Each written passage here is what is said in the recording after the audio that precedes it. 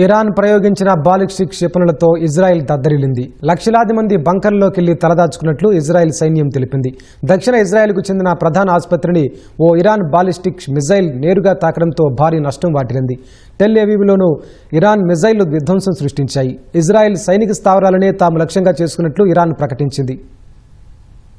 దక్షిణ ఇజ్రాయెల్లో ప్రధాన ఆసుపత్రి అయిన బీర్ షెవాలోని సొరోకా మెడికల్ సెంటర్పై క్షిపణులతో ఇరాన్ దాడి చేసింది.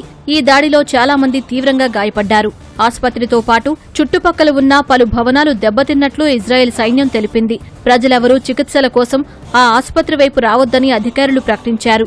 1000 బెడ్లు ఉండే సొరోకా ఆసుపత్రి దాదాపు 10 లక్షల మంది దక్షిణ ఇజ్రాయెల్ వాసులకు ప్రధాన ఆసుపత్రిగా ఉంది. 2 రోజుల ముందు వరకు ఈ మెడికల్ సెంటర్ రద్దీగా ఉంది. యుద్ధం నేపథ్యంలో ముందు జాగ్రత్తగా ఓ ఫ్లోర్ను అధికారులు నిన్ననే ఖాళీ చేయించడంతో తాజా దాడిలో చాలా ప్రాణాలు దక్కినట్లయింది. యుద్ధం ముప్పు నేపథ్యంలో ఆసుపత్రి భవనాలను ఖాళీ చేయించి భూగర్భ పార్కింగ్ స్థలాలను ఇజ్రాయెల్ ఆసుపత్రులుగా మారుస్తోంది.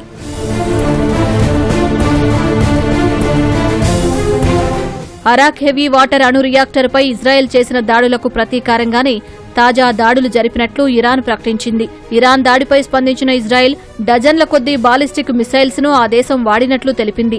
చాలా వరకు పౌర నివాసాలు, కార్యాలయాలని ఇరాన్ లక్ష్యంగా చేసుకుందని, ఇరాన్ క్షిపణుల్లో చాలా వాటిని కూల్చివేశామని తెలిపింది. ఆసుపత్రిపై దాడి, యుద్ధం నేరం కిందకు వస్తుందని ఇజ్రాయెల్ ఆరోగ్య మంత్రి ఉరియల్ బుసో ఆరోపించారు. ఉద్దేశపూర్వకంగా ఇజ్రాయెల్ ప్రజలు, వైద్య సిబ్బంది లక్ష్యంగా ఇరాన్ పాలకులు నేరాలకు పాల్పడుతున్నారని ఆక్షేపించారు.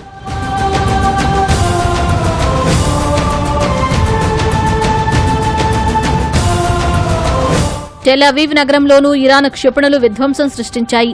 అఖారిన్ ఖబర్లోని ఓ ఆకాశ హార్మ్యం తీవ్రంగా దెబ్బతింది. పగిలిపోయిన కిటికీలు, భారీ నల్లపొగ దృశ్యాలు కనిపిస్తున్నాయి. ఈ దాడిలో నగరంలో 40 మంది గాయపడ్డారని ఇజ్రాయెల్ ఫైర్ సిబ్బంది తెలిపారు.